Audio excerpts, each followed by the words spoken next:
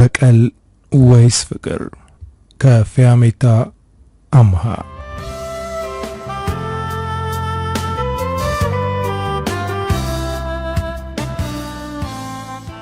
የተኩሱ ድምጽ በጆሮው ያቃጨለበት ነው። የእህቱ ፍርሃትና ሰቆቃ የሚታይበት ገጽታዋ ይታየዋል። የአባቱ ሰውነት በደም ተጨማልቆ ወለሉ ላይ ተዘርሯል። አንድ ረጅም ጥቁርና የሚያስፈራ ሙሉ ጥቁር ካፖርት የለበሰ ሰው ሁለት ሰዎች ከኋላው አድርጎ ቆሟል። አባቱ የፈረመበት ወረቀት በአስፈሪው ሰውዬ እጅ ነው። ሰውየው ከኋላው ወዳሉት ወጠምሾች ዞር ብሎ የሆነ ነገር አንሾካሽኮ ወጣ። አንደኛው ወደ እህቱ ተጠግቶ ቀበቶውን ሲፈታ ኤርሚያስ መጮህ ጀመረ። ወዲያው ከእንቅልፉ ባነነ። ሰውነቱ በላብ ተዘፍቋል። አይኖቹ ያነቡ ነበር። ዙሪያውን ተመለከተ። አሁን እነዛ ሰዎች የሉም። ሁሉም ነገር ከሆነ 15 ዓመት አልፎታል። ግን 15 ዓመት ሙሉ ትክክለኛ እንቅልፍ ተኝቶ አያውቅም። ይህንን ህልም በተደጋጋሚ ያየዋል። ኤርሚያስ በረጅሙ አየር ስቦ ወደ ውስጡ አስገባ። ሰውነቱን ተመልክቶ ተነሳ። ወደ ሻወር ቤት ገብቶ ለብ ባለ ውሃ ሰውነቱን መታጠብ ጀመረ። ዛሬ ለዓመታት ሲጠብቃት የነበረችው ቀን ናት። ምክንያቱም የአባቱንና የእህቱን ገዳይ ያንን ጨካኝና አስፈሪ ሰውዬ ዛሬ በአካል ያገኘዋል። ተጣጥቦ እንደተለመደው ዘንጦ ከክፍሉ ወጥቶ ወደ ሳሎን ሄደ። ሰላምና እናቷ ወርቅዬ ለቁርስ እየጠበቁት ነበር። ሁለቱም ኤርሚያስን ሲያዩት ፈገግ አሉ። ወርቅዬ ከተቀመጠችበት ተነስታ ወደሱ በመጠጋት የሸሚዙን ኮሌታ እያስተካከለች አሁን ላይ አንተ ከ15 ዓመት በፊት የነበርከው ቁም ሳጥን ውስጥ ተደብቆ በቀዳዳ አባቱና እህቱ ሲገደሉ ፈርቶ እያለቀሰ ሲመለከት የነበርከው ኤርሚያስ አይደለህም። አሁን አንተ ወጣቱ ባለሀብት በገንዘብህ የፈለከውን ማድረግ የምትችል የቤተሰብህን ገዳይ በቁሙ ለማስከፈል ቆርጠ የተነሳው መልከ መልካሙ ኤርሚያስ ነህ አለችው። እሱም ፈገግ ብሎ አዎ ወርቅዬ፣ አሁን ላይ ያፈሪ ልጅ አይደለሁም፣ የአባቴን ገዳይ ዋጋ አስከፍለዋለሁ አለ። ሰላም በንግግራቸው ጣልቃ ገባች። እንደዚህ ማውራታችሁን ከቀጠላችሁ ከሰውየው ጋር ያለን ቀጠሮ መሰረዙ የማይቀር ነው አለች። እነሱም ወደ ጠረጴዛው ቀረቡ። ወርቅዬ እናቱ አይደለችም። ያኔ ቤተሰቦቹ ከተገደሉ በኋላ ምንም ቤተሰብ ስላልነበረው በጣም ስላሳዘናት ወደ ቤቷ ወሰደችው። ከልጇ ሰላም ጋር አብረው እንዲያድጉ አደረገች። ወርቅዬ በሰዓቱ የሚያግዛት ሰው አልነበረም። ግን ለልጇ ሰላምና ለኤርሚያስ ስትል 4-5 ቤት በተመላላሽነት ትሰራ ነበር።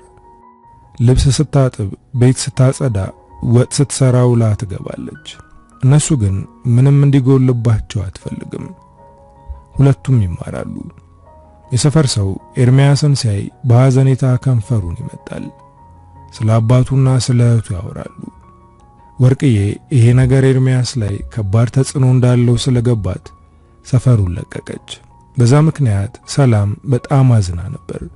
ምክንያቱም ጓደኞቿን ልታገኛቸው አትችልም። ከኤርሚያስ ጋር ሲጣሉ ከጓደኞቼ የራኩት ባንተ ምክንያት ነው ትለዋለች። ግን የከረረ ጸብ አይጣሉም። መልሰው በይቅርታ ይተቃቀፋሉ። ወርቅዬም እርስ በርስ ከመጣላት ይልቅ እንዲደጋገፉና አስቸጋሪውን ጊዜ አብረው እንዲያሳልፉት ትነግራቸዋለች። እሱ እየተማረ መስራት ይፈልጋል። ወርቅዬ ብቻዋን እየለፋች ሳይ ይሳቀቃል። እሷ ደግሞ ትምህርቱ ላይ ትኩረት እንዲያደርግ ትነግረዋለች። የፈረንጆችን ቤት ታጸዳ ነበር። እናም ከምታጸዳለት ፈረንጅ ጋር ትቀራረባለች። ቀስ በቀስ ሰውየው ወርቅዬን በሌላ አይን ማየት ጀመረ። ይሄ ለልጆቿ ትልቁ የዕድል ካርድ ነው። ስለዚህ መጠቀም አለባት። ከሱ ጋር በደንብ ተቀራረበች። ልጆቼን ላስተዋውቅ ስትለው ፍቃደኛ ሆነ። እሱ ልጆች የሉትም። የካንሰር ታማሚ ነው። ወደ ኢትዮጵያ የመጣው ለጉብኝት ነበር፣ ግን ተመልሶ መሄድ አልፈለገም። ኢትዮጵያን በጣም ወዷታል። እናም እዚህ መኖር ጀመረ። በእርግጥ ረጅም ጊዜ አልኖረም። ካናዳ ላይ ትልቅ ድርጅት ያለው ሰው ቢሆንም ድርጅቱን ሌሎች እንዲያስተዳድሩ አድርጎ እዚህ መኖሩን ቀጥሏል። ከወርቅዬና ከልጆቿ ጋር በደንብ ተቀራረበ። ይህ ሰውዬ ከኤርሚያስ ጋር ይበልጥ ተግባብቷል። ኤርሚያስ ትልቅ ዓላማ ያለው ልጅ እንደሆነ አስተውሏል። ትምህርቱን ተምሮ የተሻለ ነገር መስራትና ሀብታም መሆን እንደሚፈልግ፣ የአባቱ ገዳዮች ፊት ጠንክሮ መቆም እንደሚፈልግ ነግሮታል። ሰውየውም ያንን ህልሙን ለማሳካት እንደሚያግዘው ቃል ገባለት። ኤርሚያስን ወደ ካናዳ ወስዶ የወደፊት ህይወቱ የተሻለ እንዲሆን ማድረግ እንደሚፈልግ ጠየቃት። ወርቅዬም አላቅማማችም፣ በሐሳቡ ተስማማች። ሰላም ሄዳለሁ ብላ ተስፋ አድርጋ ነበር። ግን ሰውየው ኤርሚያስን ብቻ ነበር መውሰድ የፈለገው። ላንቺን ያላንስም፣ ይሄ ምስኪን ልጅ ደግሞ እድል ጠርተዋለች፣ ስለዚህ አትከፊ ልጄ ያለቻት። ሰላም እያለቀሰች እማዬ ከኔ በላይ ኤርሚን ስለምትወጁ ነው ለሱ ይህንን እድል ያመቻቸሽለት አለቻት። ይህንን ስትናገር ኤርሚያስ ሰማ። ወደ ሰላም ተጠግቶ ወርቅዬ ካንቺ አስበልጣኝ አይደለም፣ ሰውየው ስለፈለገ ብቻ ነው የሚሄደው። ግን እኔ ሄድኩ ማለት አንቺ ቀረሽ ማለት አይደለም። እኔ ደግሞ አንቺን ወስድሻለሁ አላት። እሷም እያለቀሰች አትዋሽ፣ አሁን ከሄድክ ድጋሚ ወደኛ አትመጣም፣ እኛን ትረሳናለህ አለችው። ሰው እንዴት ቤተሰቡን ይረሳል? እናንተ እኮ ቤተሰቦቼ ናችሁ። በመሄዱ ብታዝንም ኤርሚያስ ግን ትልቅ የሆነ ዓላማ ስለነበረው ሄደ። ቃል እንደገባውም ካናዳ ከገባ ጊዜ ጀምሮ ቶሎ ቶሎ ይደውል ነበር። የወሰደው ሰውዬም በገንዘብ ያግዛቸው ነበር። ዓመታት አለፉ። ኤርሚያስ ትምህርቱን ጨረሰ። የወሰደው ሰውዬ በካንሰር በሽታ ሕይወቱ ሲያልፍ ያለውን ሀብት ንብረት አውርሶት ነበር ያለፈው። ሁሉም ነገር ተስተካከለለት። ተምሯል። ከዛም ብዙ ሀብት ወረሰ። ግን ካናዳ የመኖር ፍላጎት አልነበረውም። ወደ አገሩ ተመለሰ። ያለውን ሀብት አገሩ ላይ ኢንቨስት ለማድረግ ወሰነ። በዚህም ወርቅዬና ሰላም እየደገፉት ነው። ሰላም ስለተማረች አጋዡ አድርጓታል። የተንጣለለ ቪላ ቤት ውስጥ ነው የሚኖሩት። ለዓመታት ሲያቅደው የነበረውን ነገር ለማድረግ ወስኗል። የአባቱን ገዳይ በቁሙ ለማሰቃየት ትልቅ እቅድ አውጥቷል። ሰላምና ወርቅዬም ስለዚህ እቅድ ጠንቅቀው ያውቃሉ። ጠላቱ የገንዘብ ኪሳራ ውስጥ ነው። ድርጅቱን ለማትረፍ ሌላ በገንዘብ የሚያግዘው ሸሪክ ያስፈልገዋል። ይህንን አጋጣሚ ደግሞ ኤርሚያስ ተጠቀመበት። ዛሬ ከጠላቱ ጋር እጅ ለእጅ ተጨባብጦ ሸሪክ የሚሆንበት ቀን ነው። ቁርስ በልተው ሲጨርሱ ወርቅዬ የሁለቱንም ልጆቿን ግንባር በመሳም መልካም እድል ብላ ሸኘቻቸው። ሁለቱንም ልጆቿን አታበላልጥም፣ እኩል ነው የምትመለከታቸው። ለሁለቱም ሕይወቷን ትሰጣለች። ኤርሚያስና ሰላም ወደ ጠላታቸው ድርጅት ሄዱ። የድርጅቱ ሰራተኞች በጉጉት ሲጠብቋቸው ነበር። ምክንያቱም ኤርሚያስን በሚዲያ ያውቁታል። ወጣቱ ባለ ሀብት ነው የሚባለው። አሁን ወደ ድርጅቱ ሲገባ ሁሉም እሱን ለማየት አሰፍስፎ ነበር።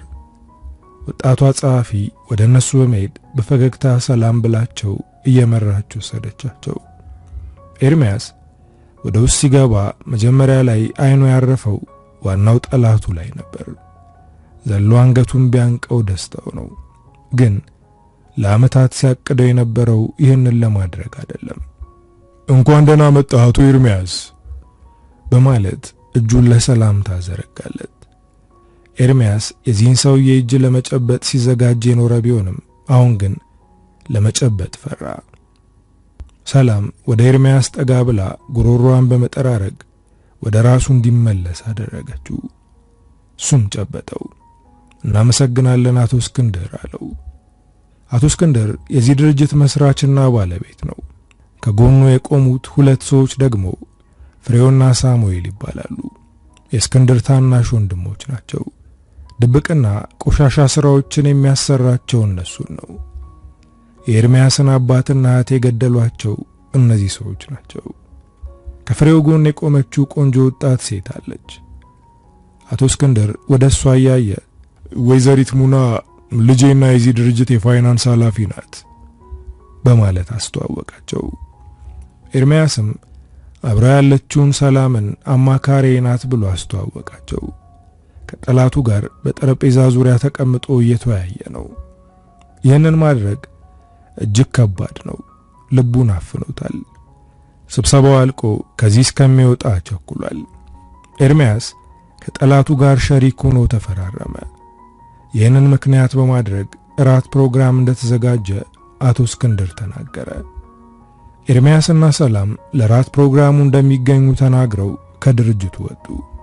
ወደ መኪናቸው እንደገቡ ሁለቱም በረጅሙ ተነፈሱ። ሰላም በጣም የተጨነቀችው ኤርሚያስ ውስጡ ላይ የታመቀውን ንዴቱ ገንፍሎ እንዳይወጣ በመፍራት ነው። ኤርሚያስ ደግሞ ንዴቱን ለመቆጣጠር ሲታገል ስለነበር ልቡን አፍኖታል። አሁን ጨዋታ ውስጥ ገብተናል። ስለዚህ ሰውዬ እኔ የሚለውን ነገር በሙሉ ወስድበታለሁ። ሕይወቱን አመሰቃቅለዋለሁ። ደስታውን አደፍርሼ ጨርቁን ጥሎ እንደሄድ አደርገዋለሁ ብሎ ለራሱ ቃል ገባ። ሰላም የኤርሚያስን እጅ ጠበቅ አድርጋ በመያዝ እኔም ከጎንህ ነኝ አለችው። ሰላም ከቅርብ ጊዜ ወዲህ ለኤርሚያስ ያላት ስሜት እየተቀየረ ነው። ፍቅር ውስጥ እንደገባች አምናለች። እሱ ግን እንደ ታናሽ እህቱ ነው የሚመለከታት። ቀስ በቀስ እየወደደኝ ይሄዳል፣ እኔም ከዚህ በኋላ እንደ እህት እንዳየኝ አላደርግም ብላ ለራሷ እቅድ አውጥታለች። ለራት ፕሮግራሙ ተዘጋጅተዋል። ሰላም በጣም ነበር ያማረባት። እናታቸው ወርቅዬ ሁለቱንም በስስት እየተመለከተች ልጆቼ ከዓይኔ ያወጣችሁ አለቻቸው። ኤርሚያስ ሰላምን አምሮብሻል ብሎ ስላላደነቃት ቅር ብሏታል። እሱን ግን እያደነቀችው ነው። ልዑል መስለሃል አለችው። ፈገግ ብሎ አንቺም እኮ አምሮብሻል አላት። ወደ ራት ፕሮግራሙ ሄዱ። የአቶ እስክንድር መኖሪያ ቤት ውስጥ ነበር። አቶ እስክንድር ከባለቤቱ ሙሉ ዓለም ጋር አስተዋወቃቸው። ሙሉ ዓለም ቆንጆና ኮስተር ያለች ናት። ኤርሚያስ ስለ አቶ እስክንድር ጥናት ሲያደርግ አጠቃላይ ስለ ቤተሰቡም ነበር ያጠናው። እናም ወይዘሮ ሙሉ ዓለም ለውበቷ የምትጨነቅና ቅንጡ ነገሮች ላይ ብዙ ገንዘብ እንደምታፈስ እንዲሁም በድብቅ የምታገኛቸው ወንዶች እንዳሉ ያውቃል። አሁን በአካል ሲያት እቺ ሴት እንግዳ አልሆነችበትም። አቶ እስክንድር ከእንግዶቹ ጋር እያስተዋወቀ ያለ ሙና መጣች። እጅግ ውብ ሆና ነው የመጣችው። የጠላቱ ልጅ ሆነች እንጂ ባትሆን ኖሮ ፍላጎት ያድርበት ነበር። እጇን ጨብጦ በጣም አምሮብሻል አላት። እሷም ፈገግ ብላ አመሰገነችው። በእናትሽ ነው የወጣሽው፣ እንደ እናትሽ ውብ ነሽ አላት አቶ እስክንድር እየሳቀ። በአባቷ ብትወጣ ኖሮ ይሄ ሁሉ አድናቆት አይኖርም ነበር አለ። በንግግሩ ሁሉም ተሳሳቁ። ወይዘሮ ሙሉ ዓለም ግን በባሏ ንግግር አልሳቀችም። ወደ ኤርሚያስ እየተመለከተች አንተስ በአባትህ ነው ወይስ በእናትህ የወጣው አለችው። በዝምታ የያዘውን የመጠጥ ብርጭቆ ጠርዝ መነካካት ጀመረ። ሰላም ሳያዩት በቀስታ ነካ አደረገችው። ኤርሚያስ ወደ ራሱ ተመልሶ በአባቴ ነው የወጣው አላት። ሰላም ሁልጊዜም ቢሆን ከጎኑ መኖሯ ጥሩ ነው። ምክንያቱም ወደ ራሱ እንዲመለስ ታደርገዋለች። አባትህ ምንድን ነበር የሚሰራው ብሎ አቶ እስክንድር ጠየቀው። አባቴ ለዓመታት የሰው አገልጋይ ነበር ብሎ ንግግሩን ባጭሩ ቋጨው። ስለ አባቱ በዝርዝር ማውራት እንደማይፈልግ ስለተረዱ እነሱም ርዕሳቸውን ቀየሩት። ምሽቱ ሞቅ ያለ ነበር። ሁሉም ሰው እየተዝናና ነበር። ሰላም ከተዋወቀቻቸው ሰዎች ጋር እያወራች ነበር። ኤርሚያስ ከሙና ጋር እያወራ ነው። በጣም ይገርማል። ቤተሰቦቻቸው ሀብታም የሆኑ ልጆች ከሀገር ሀገር እየዞሩ ይዝናናሉ። ስለሚለብሱት ልብስና ስለ መኪናቸው ብቻ ነው የሚጨነቁት። አንቺ ግን ድርጅቱ ውስጥ ቁልፍ የሚባል ቦታ ላይ ተቀምጠሽ ስራ እየሰራሽ ነው አላት። የያዘችውን መጠጥ ተጎንጭታ ፈገግ አለች። ሁሉም የሀብታም ልጆች ተመሳሳይ እንዳልሆኑ ማሳያ ነኝ። አባቴ በጣም ጎበዝና ታታሪ ነው። ይህንን ሁሉ ሀብት ያገኘው በላቡ ነው። ስለዚህ እኔም ከአባቴ ጎን ሆኜ ጥንካሬውን ማየት እፈልጋለሁ አለችው። አባቷ ይህንን ሀብት ያገኘው በላቡ እንዳልሆነ ቢነግራት ደስ ይለው ነበር፣ ግን ደግሞ ነገር ማበላሸት አልፈለገም። ውበት በእናቴ ስለወጣው ጥንካሬ ደግሞ ከአባቴ ልውሰድ ብለሽ አስበሽ ነው ማለት ነው ብሎ አሳቃት። ሚዲያ ላይ ስትታይ እንደዚህ ተጫዋች አትመስልም፣ ግን በጣም ተጫዋች ነህ አለችው። እሱም እየሳቀ አዎ ብዙ ሰው እንደዛ ነው የሚለው አላት። እያወሩ ያለ አባቷ ከሰው ጋር ሊያስተዋውቃት ጠራት። እሷ ወደ አባቷ ስትሄድ ወይዘሮ ሙሉ ዓለም ወደሱ መጣች። ልጄ በጣም ጎበዝና ታታሪ ናት። እንደምናውቃቸው ወጣት ሴቶች ገንዘብ ባለውና አማላይ በሆነው እንዳትሳብም አለችው። ይህንን ያለችው ኤርሚያስ ከልጇ ርቀቱን እንዲጠብቅ ነው። በፈገግታ አተኩሮ ተመለከታት። ልክ ነሽ፣ ታስታውቃለች። ሁሉም ሰው ለየት ያለ ባህሪ አለው። እኔም ሴት ስመርጥ ቤተሰቦቿ እነማን ናቸው፣ ከጀርባቸው ያለው ነገር ምንድነው የሚለውን ነገር በደንብ አጣራለሁ አለ። ሙሉ ዓለም ከኤርሚያስ ጋር እያወራች ያለ አይኗ በሩን አልፎ የሚገባው ሰውዬ ላይ አረፈ። በድንጋጤ ነበር የተመለከተችው። ኤርሚያስ አስደነገጣትን ነገር አይቶ ፈገግ አለ። ይህንን ሰው ወደዚህ ራት እንዲመጣ ያደረገው እሱ ነው። ወደ ሰውየው በመሄድ እንኳን ደህና መጣ ጋሻው አለው። ወደ እስክንድር ወስዶ አስተዋወቃቸው። ጋሻው ከኔ ጋር ነው የሚሰራው፣ በጣም ጠንካራና ልምድ ያለው ሰው ነው አለ። ጋሻው አቶ እስክንድርን ከጨበጠ በኋላ ለሙሉ ዓለም እጁን ዘረጋላት። በጣም ከመደንገጧ የተነሳ ጉንጮቿ ቲማቲም መስለዋል። ድንጋጤዋን ዋጥ አድርጋ እጁን ጨበጠችው። እሱም አጥብቆ ጨበጣት። ከዚህ ሰውዬ ጋር አብራ መቆየት አልቻለችም። ወደ ውጭ ወጥታ በረንዳው ላይ ቆመች። ሙና ተከተላት በመውጣት እማዬ ሁኔታሽ ልክ አይደለም፣ ምን ነው አሞሻል እንዴ ብላ ጠየቀቻት። ሙሉ ዓለም አየር ወደ ውስጧ አሳበች። ልጄ አሁን የሚሰማኝ ስሜት የሚያስጠላ ነው። አባትሽ ስለ ኤርሚያስ በደንብ አጣርቷል በማለት ጠየቀቻት። ሙና በእናቷ ንግግር የተሰላቸች ትመስላለች። እማዬ ያውቃለሁ፣ አንቺ ማንንም ሰው አታምኝም፣ ግን አንዳንዴ ለማመን ሞክሪ አለቻት። ሙሉ ዓለም ግን አንድ የተሳሳተ ነገር እንዳለ እየተሰማት ነው። እሺ ግን ነገሮችን እያስተዋልሽ ልጄ፣ በዛ ላይ ተጠንቀቂ፣ እነዚህ ሰዎች አልጣሙኝም ስትላት፣ እናቴ አንቺ ማንም ጥሞሽ አያውቅም በማለት ትታት ወደ ውስጥ ገባች። ጋሻው ሙሉ ዓለም ወዳለችበት ሄደ። ስታየው ደንግጣለች። ለምንድን ነው ወደዚህ የተመለስከው? እኔን ለመበቀል ነው አለችው። አይኗን እየተመለከተ እኔ ያለፈውን ረስቼዋለሁ። እዚህ የተገኘሁት ከኤርሚያስ ጋር ስለምሰራ ብቻ ነው። ስለዚህ አትፍሪ፣ ያለፈውን ረስቼዋለሁ አላት። ግን ጋሻው ውስጡ በቂም የተሞላ ነው። ምክንያቱም ብዙ በደል አደርሳበታለች። ምሽቱ ውጥረት የበዛበት ነበር። ኤርሚያስና ሰላም ወደ ቤት ሲመለሱ ስለነበረው ውጥረት እያወሩ ነበር። የጀመሩት ከወይዘሮ ሙሉ ዓለም ነው። የሷ መረበሽ የአቶ እስክንድርን ሰላም ያናገዋል። ሙሉ ዓለም በድብቅ ከብዙ ወንዶች ጋር ግንኙነት አላት። ያንን ደግሞ እንዲታወቅባት አትፈልግም። ከጋሻው ጋር ፍቅር ውስጥ ገብተው ነበር።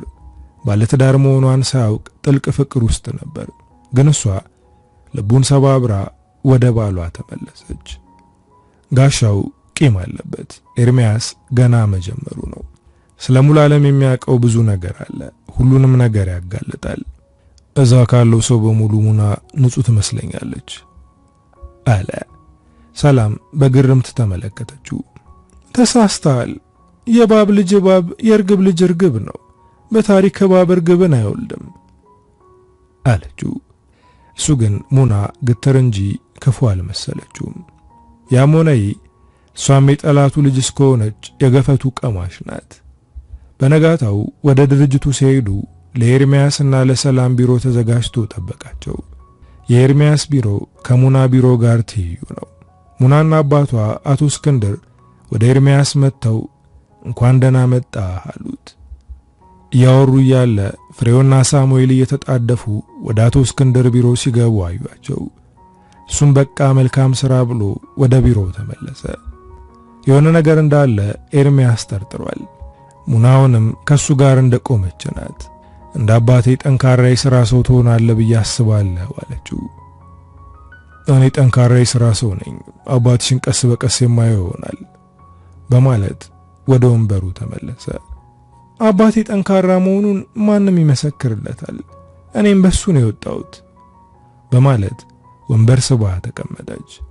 ከኤርሚያስ ጋር ረዘም ያለ ውይይት የፈለገች ትመስላለች። እኔ ግን በአባትሽ ሳይሆን በአቶ ፍሬ የወጣሽ ይመስለኛል፣ ከሱ ጋር ብዙ የሚያመሳስላችሁ ነገር አለ አላት። ይሄ ንግግሩ የቅዱ የመግቢያ አንድ አካል ነው። ሙና በግርምት እየሳቀች እውነትህን ነው፣ ከአጎቴ ጋር ብዙ የሚያመሳስለን ነገሮች አሉ፣ ግን ይበልጥ ከአባቴ ጋር ነው የሚመሳሰለው በማለት ተነስታ ልትወጣ ወደ በሩ ስትራመድ ከማን ጋር እንደምትመሳሰይ እናትሽን ጠይቂያት ብሎ ወረቀቱን ማገላበጥ ጀመረ። ሙና ግራ ገብቷታል።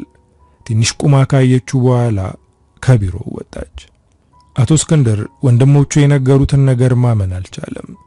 አሁንም ድርጅቱ አደጋ ላይ ነው። ኤርሚያስ ያወጣው ገንዘብ በቂ አይደለም።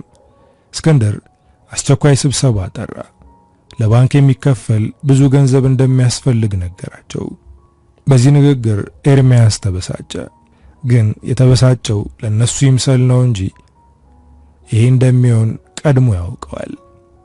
የነበረውን ዕዳ ከፍለ እንደጨረስክ ነበር የነገርከኝ፣ ውላችንም እንደዛ ነው አለው። አቶ እስክንድር በዝምታ አንገቱን አቀረቀረ። በጣም እንደጨነቀ ያስታውቃል። ሙናም ተጨንቃለች። በባዶ መጨነቅ መፍትሄ አይሆንም፣ መፍትሄውን በጋራ እንፈልግ አለች። መፍትሄው ገንዘቡን እስከወለዱ መክፈል ብቻ ነው አለ ፍሬው። እስክንድር ወደ ኤርሚያስ እየተመለከተ እኛ የሁሉ ገንዘብ የለንም፣ አንተ ግን ይኖርሃል ብዬ አስባለሁ። ስለዚህ ድርጅቱን እናትርፍና ቀስ በቀስ ገንዘቡ ይመለስልሃል አለው። ድርጅቱ ይህንን ያክል ገንዘብ ለመመለስ ዓመታትን ይፈጅበታል፣ ስለዚህ ነው አልችልም ብሎ አስደነገጣቸው። ሙና ከተቀመጠችበት ተነስታ ወገቧን ይዛ በጭንቀት እየተንቆራጠጠች ነው። ሰላም ጉሮሮዋን ጠርጋ መናገር ጀመረች። ገንዘቡ የድርጅቱን 60% መግዛት ይችላል። ስለዚህ ለምን 60% ለአቶ ኤርሚያስ አትሸጡለትም አለች። ድርጅቱ ትርፋማ ሲሆን መልሳችሁ መግዛት ትችላላችሁ። አለቃዬም ያለፋበትን ድርጅት የራሴ ላድርግ የሚል አይነት ሰው አይደለም አለች። ኤርሚያስ በዝምታ ሁሉንም እየታዘበ ነበር። ሙና ወደ ወንበሯ ተመለሰች። አቶ ኤርሚያስ አማካሪ በተናገረችው ነገር ምን ታስባለህ አለችው። ከሷ ጥያቄ አስከትሎ ፍሬውም ሐሳቡን ጠየቀው። ኤርሚያስ የዚህ ነገር መጨረሻ ስምምነት እንደሆነ ቢያውቅም ለይምሰል ያክል ተቃወመ። ለዚህ ኪሳራ ላይ ለወደቀ ድርጅት ይህን ያክል ገንዘብ አላፈስም አለ። ትርፋማ ይሆናል ብለህ አይደል እንዴ መጀመሪያ ላይ ከኛ ጋር ሸሪክ የሆንከው? እናውን ለምን ፈራህ አለችው ሙና። ይሄ ማለት የድርጅቱን 60% እንዲገዛ ተስማምታለች ማለት ነው። አባቷ ግራ ገብቶት ዝም ብሏል። ኤርሚያስ ትንሽ ካሰላሰለ በኋላ ወደ አቶ እስክንድር ዞሮ አንተ ምን ታስባለህ ብሎ ጠየቀው። እሱም ድርጅቱን ባንክ ከሚሸጠው ይሄኛው አማራጭ የተሻለ ነው፣ ትርፋማ ከሆነ ወይም ሌላ ገንዘብ ካገኘን ድርሻችንን ትመልስልናለህ አለው። በዚህ ሐሳብ ተስማሙ። ስምምነቱንም ተፈራረሙ። አሁን የድርጅቱ ብልጫ ለኤርሚያስ ነው። ሙላለም ይሄንን ሁሉ ገና አልሰማችም። እሷ ቤት ቁጭ ብላ ስለ ጋሻው እየተጨነቀች ነበር። አሁን ከኤርሚያስ ጋር ስለሚሰራ ከባሏ ጋር ቅርብ ይሆናል። ድንገት ስለሷ ቢነግረው ያልቅላታል፣ ትዳሯ ይበተናል።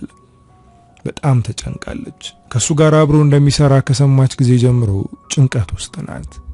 መጠጥ እየተጎነጨች ቁጭ ብላ ነበር። እስክንድርና ሙና ወደ ቤት ገቡ። ዛሬ እንዴት ነው ከራት በፊት ወይን እየጠጣሽ ነው ብሎ ግንባሯን ሳማት። ሙናም ቁጭ አለች። አባትና ልጅ የደከማቸው ይመስላሉ። እስክንድር ለሚስቱ መናገር ስላለበት የድርጅቱ 60% እንደተሸጠ ነገራት። ሙላለም ደነገጠች። እንዴት እንደዚህ ታደርጋላችሁ ብላ ሁለቱንም ተቆጣች። ያለንን ንብረት በሙሉ ሽጠን ድርጅቱን ማትረፍ እንችል ነበር፣ እናንተ ግን ድርጅቱን ሸጣችሁት አለች። ሙና እናቷ እንድትረጋጋ ነገረቻት። ገንዘብ ሲኖረን መልሰን እንወስደዋለን፣ የተሸጠው ለማይታወቅ ሰው አይደለም ለኤርሚያስ ነው አለቻት። ባሰባት። እናቷ ግን ባሰባት እንጂ አልተረጋጋችም። ኤርሚያስን እንደማታምነው እየተናገረች ነው።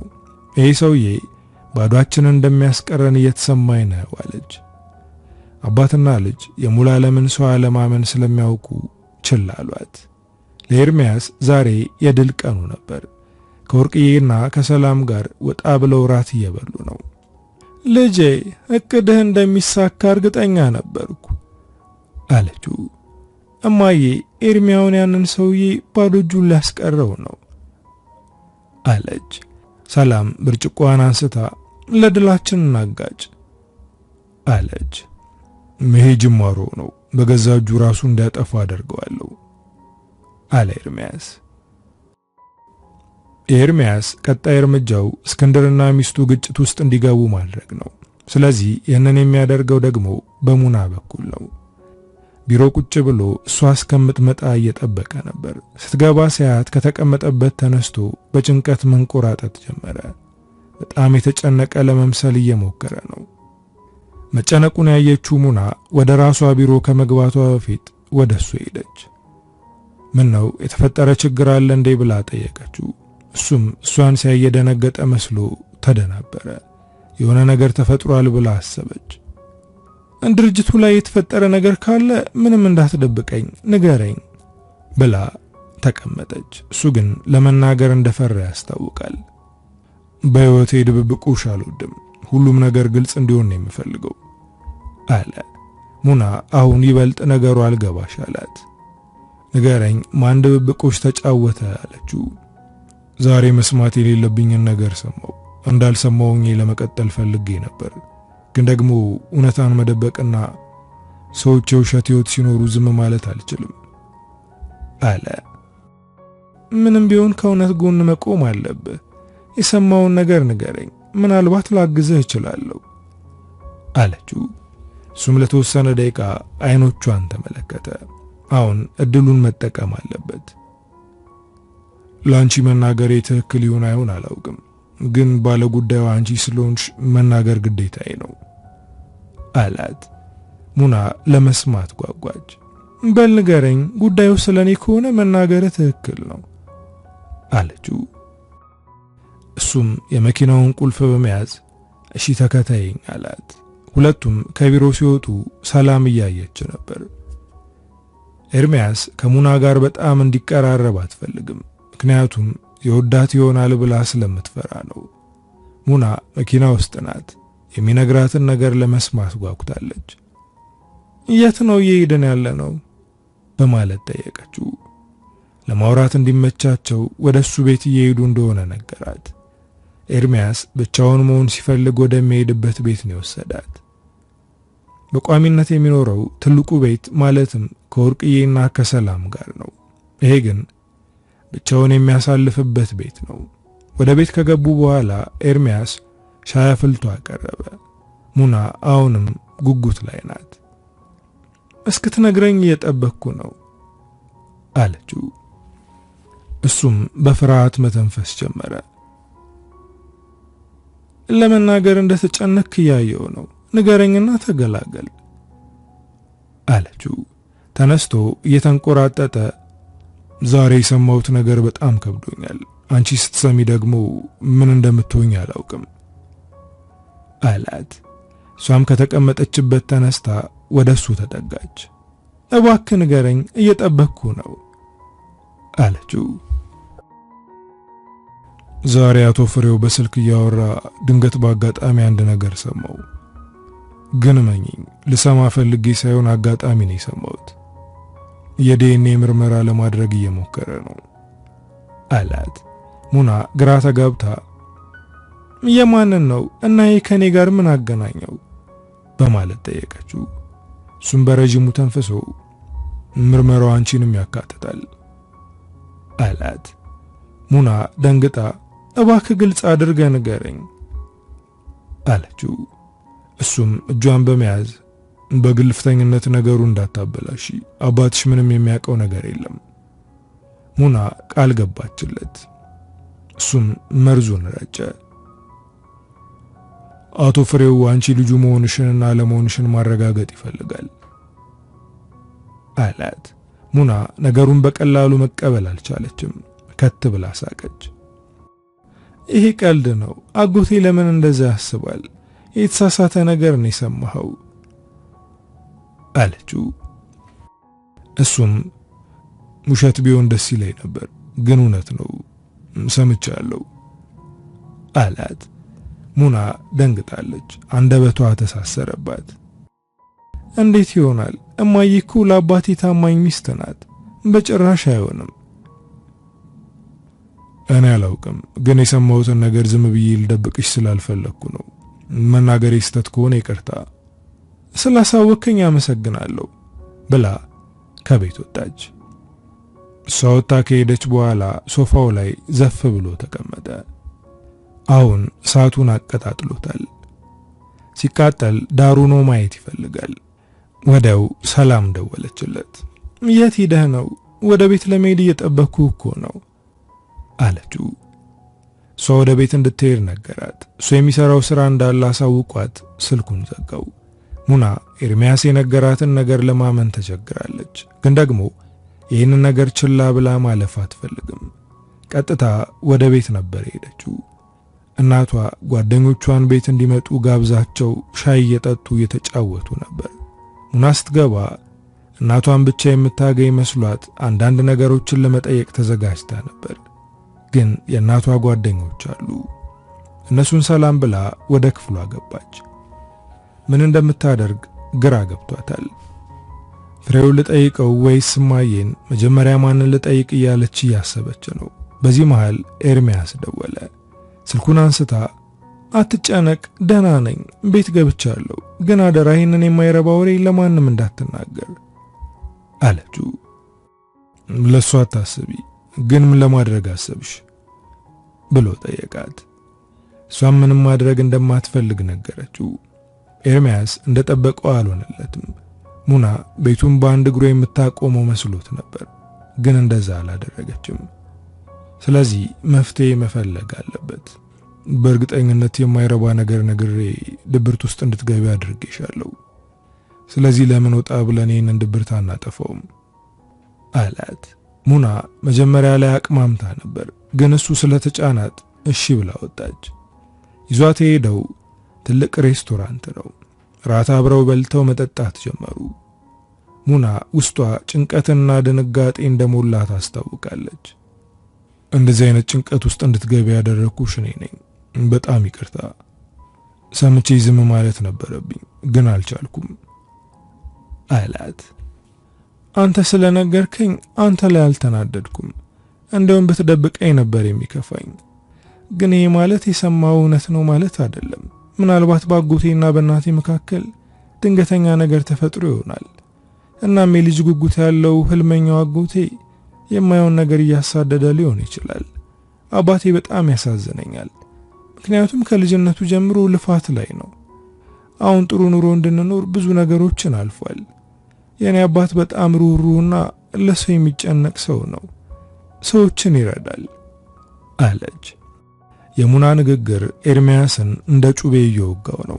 ምክንያቱም አባቷ በጣም ክፉና አረመኔ መሆኑን ያውቃል። ይሄ ድርጅት እሷ እንዳለችው አባቷ ብቻውን ለፍቶ ያገኘው አይደለም። ይሄ ድርጅት የኤርሚያስ አባትም የለፋበት ነው። አብረው ነበር ያቋቋሙት። ሁለቱም ለፍተውበታል። ግን ስግብግቡ አባቷ የኤርሚያስን አባት ገሎ ሙሉ ለሙሉ የራሱ አደረገው። ፍሬው ደግሞ እህቱን ደፈራት። እሷም እዛው ነበር ሕይወቷ ያለፈው። ይህንን ነገር ሙና አታውቅም። እሷ አባቷ በጣም መልካምና በስራው ታታሪ እንደሆነ ብቻ ነው የምታውቀው። ግን በማንነትሽ ላይ ትንሽ እንኳን ጥርጣሬ ካለ ሁልጊዜም ቢሆን ይጎረብጥሻል። ስለዚህ ጥርጣሬሽን አጥሪው በማለት መከራት። በዝምታ ካብሰለሰለች በኋላ እና ምን አድርጊ ነው የምትለኝ በማለት ጠየቀችው። እሱም የዘረመል ምርመራ እንድታደርግ መከራት። ለምክር አመሰግናለሁ። ካንተ ጋር እንደዚህ አይነት ውስብስብ የቤተሰብ ጉዳይ አወራለሁ ብዬ አላስብም ነበር። እስኪ ስለ ራስህ ንገረኝ። ሚዲያ ላይ ከተናገርካቸው ውጪ ያለውን ህይወትህን ማወቅ ፈልጋለሁ አለችው። እሱም ወንበሩ ላይ ወደ ኋላ ተመቻችቶ በመቀመጥ አባቴ አይኔ እያየ በሰው እጅ ነው የተገደለው። እህቴም አይኔ እያየ ተደፍራ ነው የሞተችው አላት ቀለል አድርጎ። ሙና ደነገጠች። ከምርህ ነው? ይህ እኮ ከባድ ነገር ነው። ይህንን ያደረጉት ሰዎች ቅጣታቸውን አገኙ? በማለት ጥያቄዋን አዥጎደጎደችበት። ገዳዮቹ አልተያዙም። አሁንም የሰላም አየር እየተነፈሱ ነው አላት። ሙና ኤርሚያስን በሐዘኔታ እየተመለከተችው ነው። ሰው እንዴት ይህን ያክል ክፉ ይሆናል? ይህንን ሁሉ ግፍ ሰርተው እንዴት የሰላም እንቅልፍ ይተኛሉ? አለች። ይህንን ያደረጉት አባቷና አጎቶቿ እንደሆኑ ብታውቅ ምን እንደምትል ፈጣሪ ወቀው። ሙና ከቤተሰቧ ለየት ያለች ለሰው አዛኝ መልካም ልብ ያላትና ጥሩ አስተሳሰብ ያላት ሴት ናት። ኤርሚያስ ምናለ የሌላ ሰው ልጅ ሆነሽ በነበር እያለ በውስጡ እያሰበ ነበር። እነዚህን ገዳዮች አንተስ ዝም አልካቸው? ፍትህ ለማግኘት አልሞከርክም? ብላ ጠየቀችው። እዚህ ዓለም ላይ ትክክለኛውና ሕጉ ላይ የተጻፈውን ፍትህ ለማግኘት ብዙ ነገር ያስፈልጋል። በሰዓቱ እኔ ለዛ ነገር አቅም አልነበረኝም። አሁን ግን በራሴ መንገድ ፍትህን ለማስፈን እየጣርኩ ነው አላት። እሷም እጁን ያዘችው። እኔ የማግዝ ነገር ካለ አሳውቀኝ። እነዚህን ሰዎች ለሰሩት ነገር እንዲከፍሉ እናደርጋቸዋለን አለችው። እሷም ከቤተሰቦቿ ጋር የገፈቱ ቀማሽ እንደሆነች አታውቅም። ብታውቅ ኑሮ እጁን ይዛ እኔም አግዝሃለሁ አትለውም።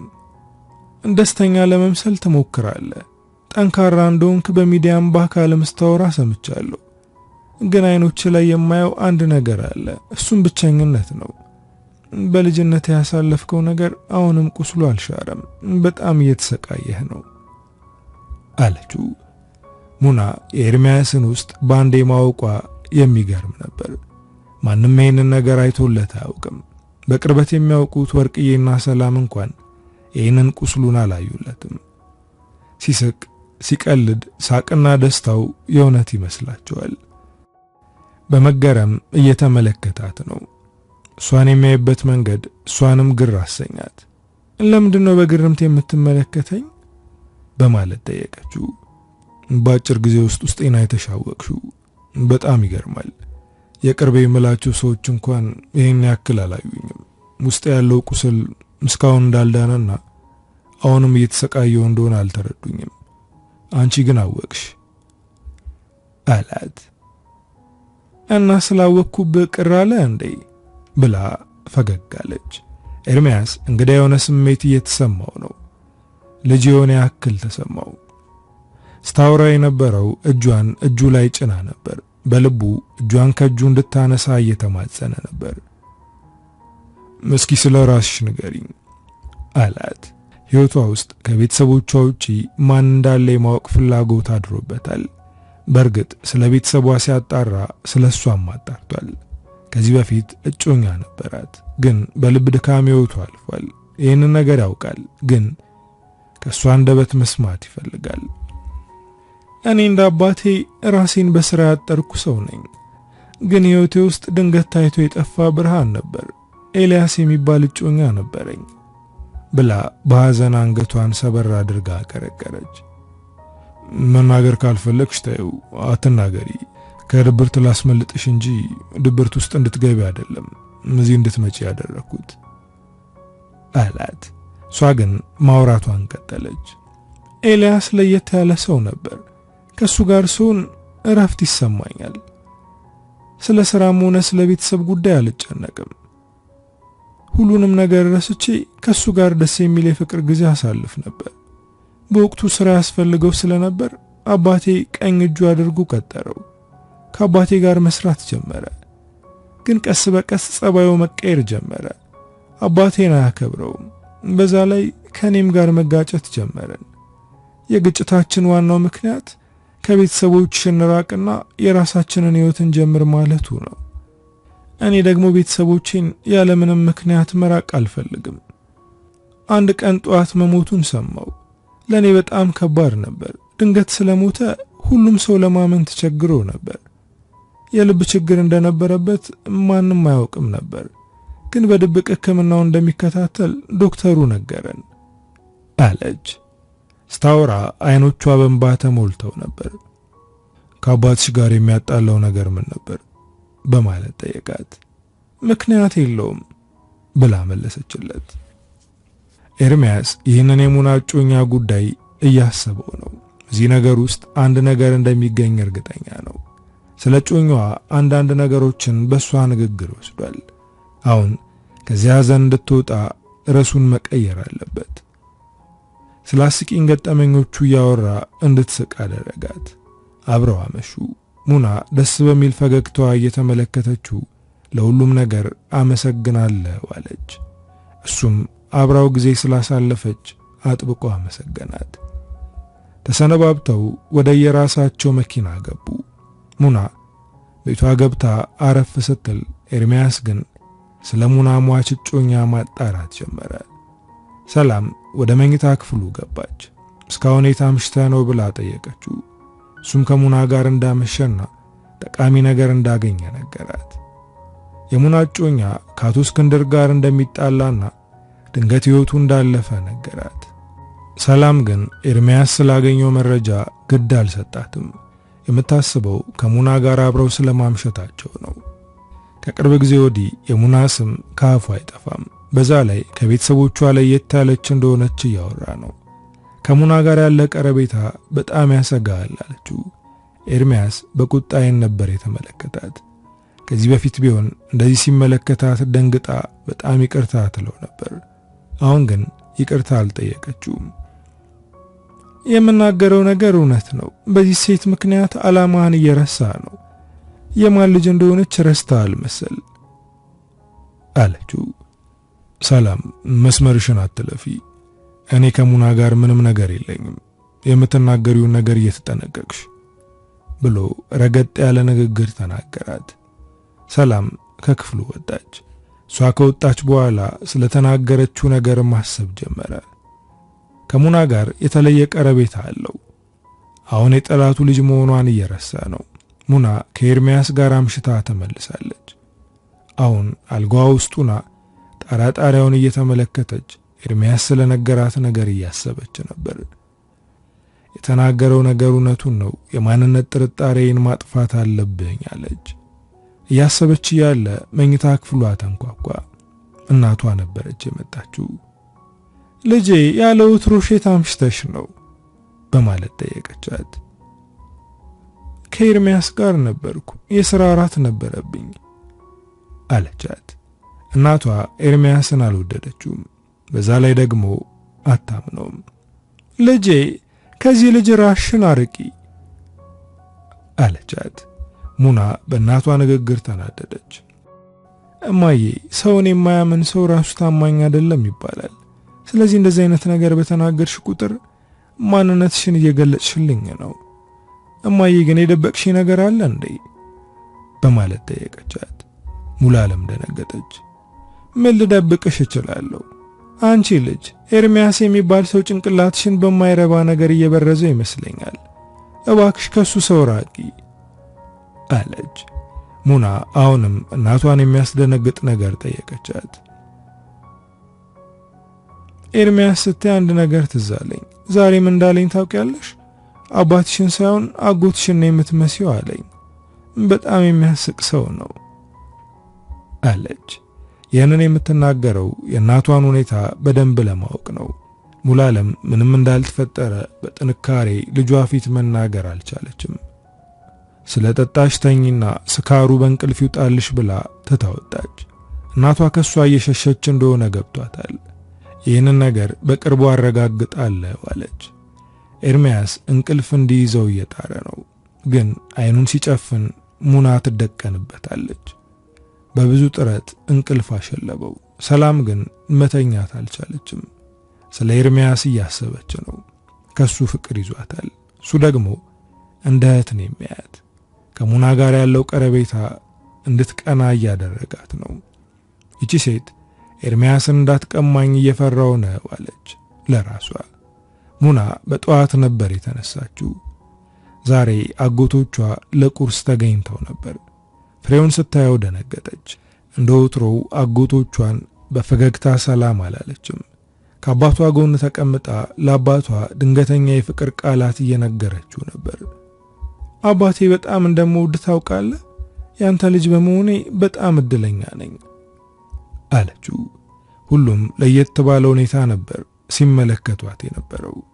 አባቷም ግንባሯን በመሳም ልጄ እኔም በጣም ወድሻለሁ አላት።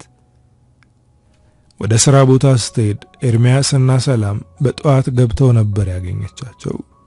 ወደ ራሷ ቢሮ ከመግባቷ በፊት ቀድማ ወደ ኤርሚያስ ቢሮ ሄደች። ሰላምታ ከተለዋወጡ በኋላ ያሰበችውን ነገር ነገረችው። አንተ ልክ ነህ፣ በማንነቴ ላይ ያለውን ጥርጣሬ አጣርቼ ማወቅ ፈልጋለሁ አለችው። እማግዝሽ ነገር ካለ እባክሽ ንገሪኝ አላት። እሷ ግን በራሷ እንደምታደርገው ነገረችው። እያወሩ ያለ ሰላም ወደ ውስጥ ገባች። ሙናን በተለየ አስተያየት እየተመለከተቻት ነው። የአቶ ኤርሚያስን ቢሮ ሳትሳለሚ ወደ ቢሮሽ መግባት ይከብድሻል በል አለቻት። ኤርሚያስ በሰላም ንግግር ተበሳጭቷል። በአይኑ ገላመጣት። ሙና ለመውጣት ወደ በሩ እየተራመደች መልካም ሥራ አለችው። ሰላም በዚች ሴት በጣም እየቀናች ነው። ምን አይነት ንግግር ነው የተናገርሽው? በማለት በቁጣ ጠየቃት። ሰላም የኤርሚያስ ቁጣ አላስደነገጣትም። ጭራሽ እሷን በቁጣ መናገር ጀመረች።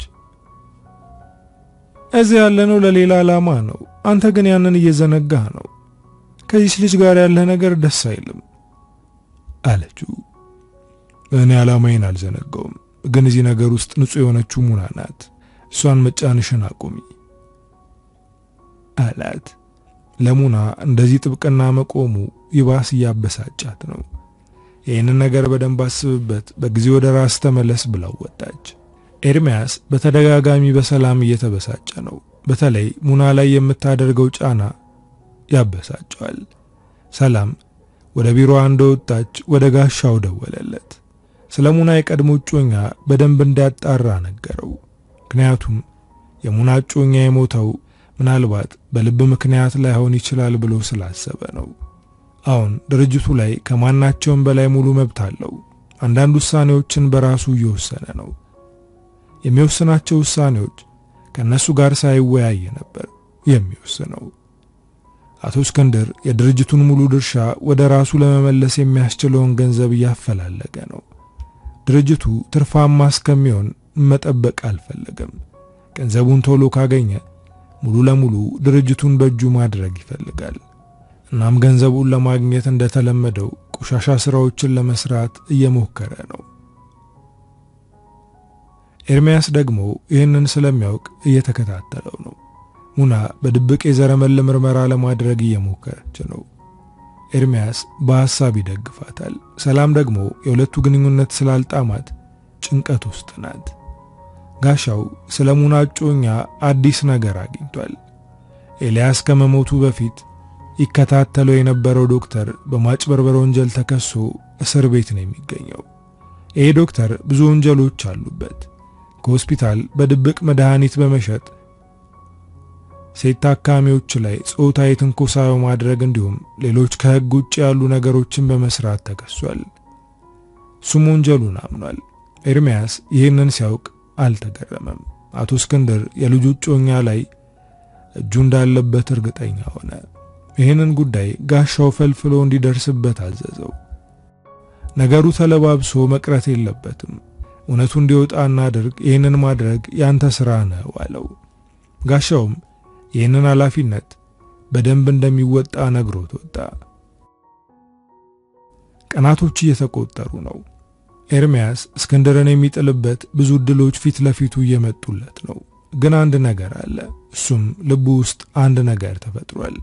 ሙና ወደ ልቡ እየገባች ነው። ከሷ ተጣብቋል። ለሷ በጣም ያስባል። ቤተሰቧ ላይ የሚያደርገው ነገር እሷን ይጎዳት ይሆን ብሎ ይጨነቃል። ሙና የዘረመል ምርመራውን እየጠበቀች ነው። አሁን ሚስጥሯን የምታካፍለውና ለልቧ ሰላም የሚሰጣት ሰው አግኝታለች። ይህ ሰው ወደ እነሱ የመጣው ለበቀላ እንደሆነ አላወቀችም፣ ግን እየወደደችው ነው። ከሰላም ጋር አይን ላፈር ናቸው። ሁለቱም ኤርሚያስን ትኩረት ለማግኘት ይፎካከራሉ። እሱ ግን አይኑ ያለው ሙና ላይ ነው። ብቻውን ወደሚሆንበት ቤቱ ይዟት ይሄዳል። አብረው ምግብ ሰርተው ይበላሉ፣ ፊልም ያያሉ፣ አንዳንድ ስራዎችን እዛው ሆነው ይሰራሉ። ይሄ ነገር በደንብ እያቀራረባቸው ነው። ምግብ አብረው እየሰሩ ያለ አንድ ነገር ተናገረች። ምንም የማታውቀው ነገር የለም፣ ብዙ ነገሮችን በትክክል ትሰራለህ።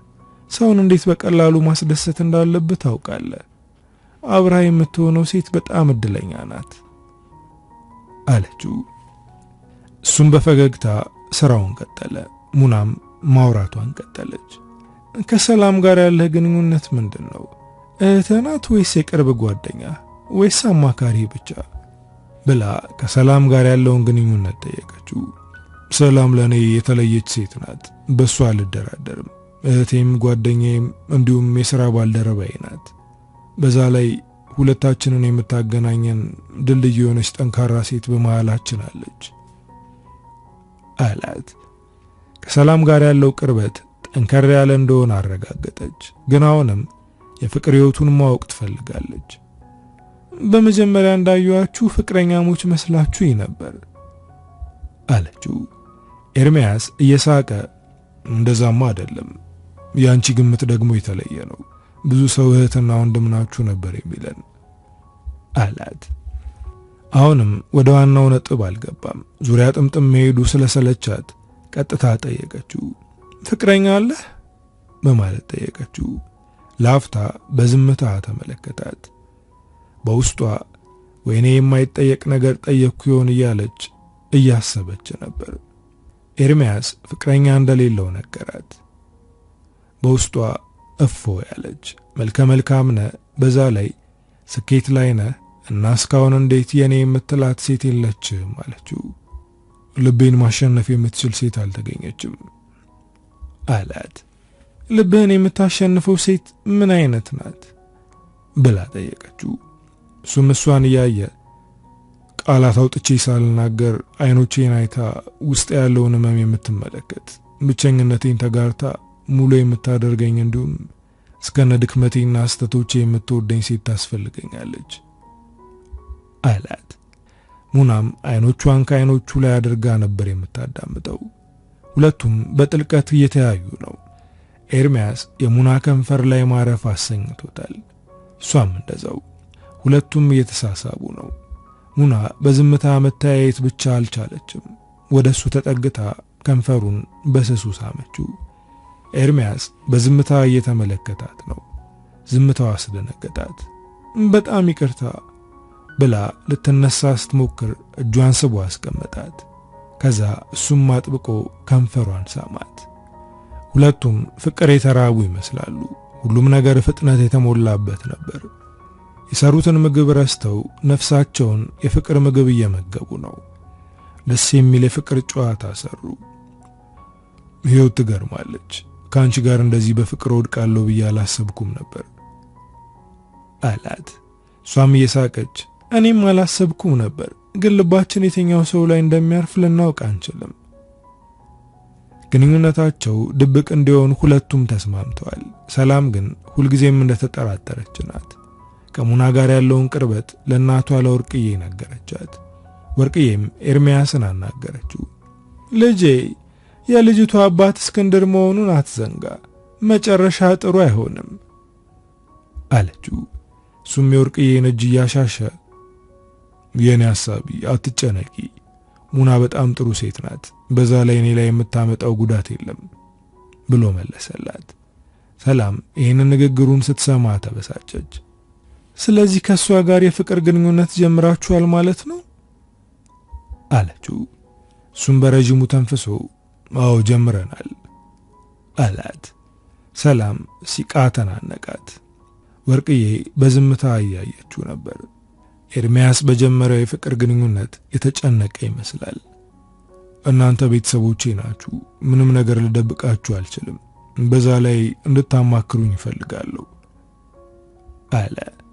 ወርቅዬ ረጋ ባለ አንደበት መናገር ጀመረች። ልጄ፣ ፍቅርና በቀል አብረው አይሄዱም። ግዴታ አንዱን መምረጥ አለብህ። ሁለቱን እኩል አስኬዳለሁ ስትል በመሃል አንተ ትጠፋለህ አለችው። ሰላም ግን ቁጣዋ ገንፍሏል። ከመጀመሪያው አስጠንቅቄ ነበር፣ አንተ ግን ምንም አልሰማኝም። ይቺ ሴት የአባቷ ጠላት እንደሆንክ ስትሰማ ምን የምታደርግ ይመስላል? ትገላለች ወይም ደግሞ ከህይወቷ መንቅራት አስወጣለች አለችው። ኤርሚያስ ግን ግራ ተጋባ። ወርቅዬ ምን ላድርግ አለ። ወርቅዬም በልብ ብቻ አታስብ፣ በጭንቅላትም ብቻ አትመራ፣ ሁለቱንም እኩል አዳምጣቸው፣ ከዛ ውሳኔው የራስህ ነው አለችው። ሰላም እናቷ ላይ ተበሳጨችባት። በዚህ መሃል ጋሻው ደወለለት። ስልኩን አነሳው። የኤልያስን ጉዳይ ጨርሼዋለሁ፣ አሁን ቢሮ እየጠበቅኩ ነው አለው። ኤርሚያስም ወደ ቢሮው ገሰገሰ። ሙና የዘረመል ምርመራው ደርሶላታል። ቢሮዋ ውስጥ ሆና ነበር ወረቀቱን ያየችው። ባየችው ነገር ራሷን ልትስት ምንም አልቀራትም። አባቴ ስትለው የኖረችው ሰው አባቷ አይደለም። የውሸት ዓለም ውስጥ ነበር የምትኖረው። አባቷ አጎቴ የምትለው ሰው ነው። ጭንቅላቷን ጠረጴዛው ላይ ደፍታ እያለቀሰች እያለ አቶ እስክንድር ወደ ቢሮ ገባ። እያለቀሰች ሳያት ደነገጠ። ልጄ ምን ሆነሽ ነው አላት። እሷም የያዘችውን ወረቀት ለመደበቅ ስትሞክር ከእጇ አምልጦ ወደቀባት። ያኔ እስክንድር አንስቶ ተመለከተው። አባዬ፣ እኔ ካንተ ውጭ ሌላ አባት የለኝም፣ እኔ አንተ ልጅ ነኝ አለችው እያለቀሰች። እስክንድር ወረቀቱን አይቶ አልደነገጠም። በድንጋጤ የሚወድቅ መስሏት ነበር፣ ግን ምንም አልመሰለውም። ሙና በአባቷ ሁኔታ ግራ ተጋባች። አባዬ፣ ይህን ነገር አንተም ታውቅ ነበር? ሁላችሁም እያወቃችሁ ደብቃችሁኝ ነው ብላ ጠየቀችው። ልጄ፣ እኔ የሚያወቅኩት በቅርቡ ነው። ምክንያቱም እኔ መውለድ አልችልም። እናት ሻርፋ እንደማትቀመጥ አውቃለሁ። ያን አንቺም ከመወለድሽ በፊት ከወንድሜም ጋር ጠረጥራቸው ነበር። መውለድ እንደማልችል ስሰማ የሱ ልጅ መሆንሽን አረጋገጥኩ። ግን እኔ ባልወልድሽም መረገዝሽን ካወቅኩበት ጊዜ ጀምሮ ልጅ አድርጌ ነበር የተቀበልኩሽ። በጣም ወድሻለሁ። የኔ ልጅ ነሽ። ይህንን ነገር ማንም አይቀይረውም አላት እንባ እየተናነቀው። እሷም እያለቀሰች አባቴ አንተ ብቻ ነህ፣ ካንተ ውጪ አባቴ ብዬ የምጠራው ሰው የለም ብላ እቅፉ ውስጥ ገባች። ኤርሚያስና ጋሻው ቢሮ ውስጥ ቁጭ ብለው እየተነጋገሩ ነበር። ጋሻው የኤልያስን ጉዳይ ጨርሶ እስከነ ማስረጃው ይዞ መጥቷል። ኤልያስ ምንም አይነት የልብ ኬዝ እንደሌለበትና የሞተውም ተመርዞ እንደሆነ እንዲሁም የልብ በሽተኛ መሆኑን ሐሰተኛ ሰነድ ዶክተሩ እንዳሰናዳ የሚያሳይ ማስረጃና የስልክ ሪከርድ ይዞ መጥቷል። አቶ እስክንድር ከታሰረው ዶክተር ጋር ያደረገው የስልክ ቅጂ በእጁ ገብቷል። ኤርሚያስ በደስታ ፈገግ አለ። ይህንን ነገር በአስቸኳይ ለፖሊስ መስጠት አለብን አለ ጋሻው።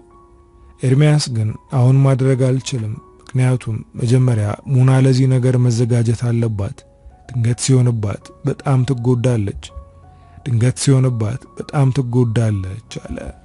ፋይሉን ቆልፎ አስቀመጠው። ጋሻውም ሌላ ስራ ተቀብሎ ከቢሮ ወጣ። ኤርሚያስ ወደ ሙና ቢሮ ሲሄድ ሙና የአባቷ እቅፍ ውስጡና እያለቀሰች ነበር። ዛሬ የዘረመል ውጤት እንደሚመጣ አስታወሰ። ለሙና በጣም አዘነላት። አባትና ልጅ ተላቅሰው እስከሚጨርሱ ወደ ቢሮ ተመለሰ። ሰላም ዛሬ ኤርሚያስን ተከትላ ወደ ስራ አልሄደችም። ከነጭራሹም ከክፍሉ አልወጣችም። ወርቅዬ የልጇ ሁኔታ ስላስጨነቃት ወደ ክፍሉ ሄደች። ሰላም ድብርት ውስጥ ናት። ልጄ ባክሽ ከዚህ ክፍል ውጪና ወደ ስራ ሂጂ አለቻት። ሰላም እያለቀሰች እማዬ፣ ኤርሚያስ ለኔ ግድ የለውም፣ ከኔ በላይ የጠላቱ ልጅ የሆነችውን ሴት ትኩረት ይሰጣታል አለች። ወርቅዬ ልጇ በኤርሚያስ ፍቅር እንደወደቀች ታውቃለች፣ ግን ይሄ ነገር እንደሚጎዳት እርግጠኛ ናት። ሰላምዬ፣ ኤርሚያስን ከልብሽ አስወጪው፣ እሱ ወንድምሽ ብቻ ነው። እሱ ከልጅነት ጀምሮ እንደ እህቱ ነው የሚያይሽ። ስለዚህ አድቢ አለች። ሰላም ተንሰቅስቃ እያለቀሰች ነው። ሙና ባትኖር ከኔ ውጭ ሌላ ሴት አያይም ነበር። ያቺ ሴት የኔን ያክል አትወደውም። መጨረሻ ላይ እንደምትጎዳው እርግጠኛ ነኝ አለች። ወርቅዬ ወደ በሩ እየተራመደች የማይሆን ነገር አድርገሽ ወንድምነቱንም እንዳታጭው አለቻት። ሰላም ግን አሁን በልቧ እያሰበች ነው። ሁሉንም ነገር ለአቶ እስክንድርና ለሙና ልትናገር ነው። ከዛም ነገሩ ደፍርሶ ሙናን ከህይወቷ ታስወጣታለች። ያኔ ሰላም እጇን ዘርግታ ትቀበለዋለች። ይህንን አቅዳ ከቤት ወጣች። ሰላምና አባቷ ተላቅሰው ፍቅራቸውን ከተገላለጹ በኋላ ቁጭ ብለው ስለ ድርጅቱ ማውራት ጀመሩ።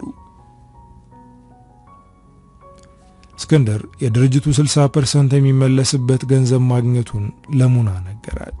ሙናም አባቷን በስስት እየተመለከተች አባዬ ይህን ጥንካሬን በጣም ወደዋለሁ፣ ያንተ ልጅ በመሆኔ እኮራለሁ አለችው የደስታ ሲቃ እየተናነቃት።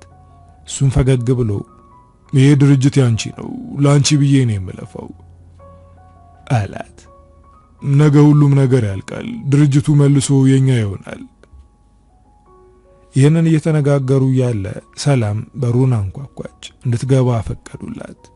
እሷም ወደ ውስጥ ገባች። አሁን ምንም እያገናዘበች አይደለም። ሁሉንም ነገር ለመናገር ነው የመጣችው። ቁጭ እንድትል ነገሯት። እሷም ቁጭ ብላ የመጣችበትን መናገር ጀመረች። ሙናን እያየች ከኤርሚያስ ጋር ፍቅር እንደጀመራችሁ አውቃለሁ። አንቺ ከልብሽ ይሆናል፣ እሱ ግን ከልቡ አይደለም። አንቺን በፍቅር ማጥመድ የቅዱ አንዱ አካል ነው። እሱ እዚያ ያለው አባትሽን ለመበቀል ነው አለች። አቶ እስክንድር ደነገጠ። ሰላም ላይ አፍጥጦ እሱ ማን ነውና ነው እኔን የሚበቀለኝ አላት። ከ17 ዓመት በፊት የነበረ ጠላትህ ነው። ይህንን ድርጅት ብቻ እንዳላቆምከው ኤርሚያስ ያውቃል። የድርጅቱ አብሮ መስራች የነበረው ምስኪን ሰውዬ ልጅ ነው አለችው። እስክንድር በድንጋጤ ተርበተበተ። ሙና ግራ ተጋባች። ሰላም ከዚህ በላይ ማውራትም ሆነ መቆየት አልቻለችም። በፍጥነት ከድርጅቱ ህንጻ ወጣች። ሙና ግራ ተጋብታለች።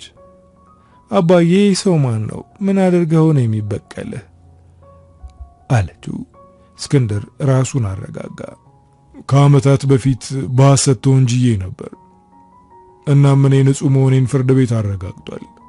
ግን ልጁ አሁንም እኔን እየወነጀለ ነው። ምክንያቱም አባቱ ያደረገውን ነገር መቀበል ስለማይፈልግ። የኤርሚያስ አባት ሴት ልጁን ደፍሮ ራሱን አጥፍቶ ነበር የተገኘው። ለዛ ወንጀል ጥፋተኛ የሚያደርገው ሰው እኔን ነው አለ። ሙና ደነገጠች፣ በዝምታ አፈዛለች። ልጅ አሁን ምንም አይነት ነገር አንናገርም። ድርጅቱን በእጃችን እናስገባ። ከዛ በኋላ ነገሩን አፍረጥርጠን ይህንን ሰው ማጋለጥ አለብን አላት። እሷም የአባቷን ቃል ሰማች። ኤርሚያስ ቢሮውን ስለማያምን የኤልያስን የግድያ ፋይል ይዞ ወጣ። ቤት ሲሄድ ሰላም የለችም። ወርቅዬ ብቻ ነበረች። ያገኘውን ማስረጃ ለወርቅዬ አሰማት። በእስክንድር አልተገረመችም። ምክንያቱም ሰውየው ጨካኝ እንደሆነ በደንብ ታውቃለች። እና ምን እያሰብክ ነው? የምትወዳትን ሴት አባት እስር ቤት ለማስገባት ተዘጋጅተሃል አለችው። እሱም በረጅሙ ተንፍሶ ለዓመታት ሳልሞ የነበረውን ነገር ለመጨረስ ጫፍ ላይ ነኝ፣ ግን የጠበቅኩትን ደስታ እያገኘሁ አይደለም። ሙናውንም ልቧ ተሰብሯል። ይህንን ስታውቅ ደግሞ ይበልጥ ትጎዳለች። ምን እንደማደርግ ግራ ገብቶኛል አለ። ልጄ፣ ከበቀል በላይ ፍቅር ይበልጣል። ፍቅርህን አስቀድም። ይሄ ማለት ሰውየው የሰራውን ወንጀል አድበስብሰህ እለፍ ማለት አይደለም አለችው።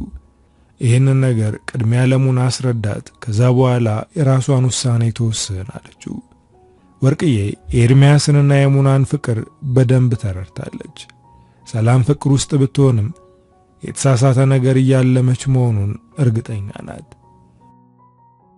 ሙናና አባቷ ቤት ገብተው ምን ማድረግ እንዳለባቸው እየተነጋገሩ ነበር። ይህንን ነገር ሙሉ ዓለም ስትሰማ በንዴት እየጮኸችባቸው ነው። ይህንን ሰውዬ አላምነውም ብያችሁ ነበር፣ እናንተ ግን አይናችሁ ታውሯል አለቻቸው። ስለመታመን አንቺ ማውራት አትችይም። አንቺ እኮ እኔና አባዬ ላይ ያደረግሽውን ነገር አትርሺ አለቻት። ሙሉዓለም ደነገጠች። ምን አጠፋው ስትል ሙና ልትናገር ነበር፣ ግን አባቷ ባይኑ ተቆጣት። ሙና ዝም አለች። አሁን የኤርሚያስን ጉዳይ ማስተካከል አለባቸው። ሙና መኝታ ክፍሏ ገብታ አልጋዋ ላይ በጀርባዋ ተኛች። ኤርሚያስ እንደሚያፈቅራት አይኖቿን እያየ ነግሯት ነበር፣ ግን አሁን ውሸቱ ተጋለጠ። ከዚህ በፊት የነገራት ነገር አስታወሰች። አባቱና እህቱ የሞቱት በሰው እጅ ነው። ገዳዮቹ የሰላም አየር እየተነፈሱ ነው ብሏት ነበር። አባቷ ደግሞ የነገራት ታሪክ ሌላ ነው። የኤርሚያስ አባት የገዛ ልጁን ደፍሮ ራሱን አጠፋ ነው ያላት። ማንን ማመን እንዳለባት አታውቅም፣ ግን አሁን ከአባቷ ጎን ናት። ኤርሚያስ ስልክ እየደወለ ነው፣ ግን እሷ ማንሳት አልፈለገችም። ኤርሚያስ ሙና ስልክ አላነሳለት ስትል ወደ ሰላም ክፍል ሄደ። ሰላም እስካሁን ወደ ቤት አልገባችም። ለሷም ደወለላት፣ ግን እሷም አታነሳም። ወደ ወርቅዬ ክፍል ሄደ። ሰላም የት ናት ብሎ ጠየቃት። ሰላም ለተወሰነ ቀን ጓደኛዋ ሜላት ጋር እንደምትቆይ ነገረችው። ኤርሚያስ በነጋታው ወደ ቢሮ ሲሄድ ለስብሰባ እየጠበቁት ነበር። ሲገባ ሁሉም ቁጭ ብለው እየጠበቁ ነው። ሙናን አያት። የሆነ ነገር እንደተፈጠረ ፊቷ ላይ ያሳብቅባታል። አቶ እስክንድርን አየው። እሱም ጋር የሆነ ነገር አለ። ስብሰባው ተጀመረ። አቶ እስክንድር ድርሻው እንዲመለስለት ይፈልጋል። ኤርሚያስ ከጠበቀው በላይ በፍጥነት ገንዘቡ መገኘቱ ቅዱን ሊያበላሽበት ነው። ኤርሚያስ የገዛውን ድርሻ እንደማይመልስ በግልጽ ነገራቸው። ሙና ተበሳጨች። እንደዚህ አይነት አጭበርባሪ መሆንህን ቀደም ብለን ማወቅ ነበረብን አለችው። ኤርሚያስ በዝምታ አያት። የተናገረችው ነገር ውስጡን ጎዳው። ይበልጥ እልህ ያዘው። ለዚህ ድርጅት ያወጣሁትን ገንዘብ ሌላ ቢዝነስ ብሰራበት ትርፋማ ሆን ነበር። አሁን እናንተ እኔን ተጠቅማችሁ ከጨዋታ ውጭ ልታደርጉኝ ነው። ስለዚህ ጥፍ ክፈሉኝ አላቸው። በኤርሚያስ ሁሉም ተበሳጭተዋል። ፍሬው በንዴት ሊደባደብ ሞክሮ ነበር፣ ግን ሙና አስቆመችው። ጉዳዩን ወደ ሕግ እንወስደዋለን አለች። ሁሉም ተበሳጭተው ወጥተው ወደ ቢሮአቸው ሄዱ። ጋሻውና ሙና ከኤርሚያስ ጋር ቀሩ። ሙና በንዴት ደም ስሯ ተገታትሮ አንተ የተለየ ሰው ነብዬ ማሰብ የተሳሳተ ነገር ነበር። አባትህን ደፍሮ ራሱን ማጥፋቱን መቀበል ስለከበደ አባቴን ትወነጅላለህ አለችው። ኤርሚያስ የሰማውን ነገር ማመን ከበደው። ወንድ ቢሆን በቡጢ ነርተው ነበር፣ ግን ይህንን የተናገረችው የሚወዳት ሴት ናት። ልቤ የተሳሳተ ነገር ላይ እንዳረፈ አምኛለሁ። የጨዋታውን ካርድ የመዘዝሽው ራስሽ ነሽ አላት። ሙና ወጥታ ሄደች። ኤርሚያስ ወደ ጋሻው ዞሮ የኤልያስን ጉዳይ ለፖሊሶች አሳውቃቸው፣ በዛ ላይ የአባቴና የእህቴ ፋይል ድጋሚ እንዲከፈት ለጠበቃው ንገረው ብሎ አዘዘው። ኤርሚያስ ወንበሩ ላይ ተቀምጦ ፖሊሶች መጥተው አቶ እስክንድርን እስኪወስዱት እየጠበቀ ነው። ሙናና አጎቶቿ ከአባቷ ጋር ምን ማድረግ እንዳለባቸው እየተነጋገሩ ነው። ቢሮው ውጥረት ተሞልቷል። ሰራተኞቹ ከሥራ ገበታቸው የሚፈናቀሉ መስሏቸው ፈርተዋል። ኤርሚያስ ሙዚቃ ከፍቶ በራሱ ዓለም ውስጥ ነው። ከተወሰነ ሰዓት በኋላ ፖሊሶች ወደ ድርጅቱ መጡ። ኤርሚያስ ከቢሮው ወጥቶ ፖሊሶችን አናገራቸው። አቶ እስክንድርን ፈልገን የመጣ ነው ሲሉ ሁሉም ከቢሮአቸው ወጥተው ምንድነው ብለው ጠየቁ። አቶ እስክንድርንና ወንድሞቻቸውን ፈልገን የመጣ ነው አሉ። ሙና ደንግጣ ምንድነው አለች። የኤልያስ ሞት ላይ እጃቸው አለ፣ በዛ ላይ ሌሎች ወንጀሎች ላይ ተጠርጣሪ ናቸው አለ። ፖሊሱ የተናገረው ነገር አስደነገጣቸው። ኤርሚያስ በፈገግታ ነበር ነገሩን ሲከታተል የነበረው። ፍሬው ይህንን ነገር መቋቋም አልቻለም። በቅጽበት ሽጉጡን አውጥቶ የኤርሚያስ ደረት ላይ ተኮሰበት። ቢሮው በጩኸት ተተራመሰ። ፖሊሶች ፍሬውን ያዙት፣ ሌሎችንም በካቴና አሰሯቸው። ሙና የኤርሚያስን ደረት በሸሚዙ አፍና በመያዝ እየጮኸች አምቡላንስ ጥሩ እያለች ነው። ነገሮች እንዳሰባቸው አልሄዱለትም። ይሄ ነገር እንዲበላሽ ምክንያት የሆነችው ደግሞ ሰላም ናት። ሰላም ኤርሚያስ ላይ እንደተተኮሰበት ስትሰማ ራሷን መውቀስ ጀመረች። ልጄ የምታደርጊውን ነገር ተጠንቀቂ ያልኩሽ ለዚህ ነበር። ወንድምነቱን እንዳታጪ ብዬሽ ነበር። አሁን ባንቺ የተሳሳተ እርምጃ ምክንያት ልጄን አጥቼው ነበር አለቻት። ኤርሚያስ ከሳምንታት በኋላ ከሆስፒታል ወጣ። ሲወጣ ሁሉም ነገር መልኩን ቀይሮ ነበር። ሰላም በሰራችው ነገር ተጸጽታ ይቅርታ ጠይቃለች። ሙና ድርጅቱን በስርዓቱ ያስተዳደረች ነው። አባቷና አጎቷ የሰሩት ሁሉ ወንጀል ተጋልጦ መቀመቅ ወርደዋል። ሙና የቤተሰቦቿን ጥፋት ስላወቀች ከነሱ ሳይሆን ከኤርሚያስ ጎን ቆማለች። ኤርሚያስ አሁን ሁለት ነገር አሸንፏል። ጠላቶቹን ለፍርድ እንዲቀርቡ አድርጓል። እንዲሁም ልቡን ያሸነፈችውን ሴት የራሱ አድርጓል። አበቃው። ከፊያሜታ አምሃ።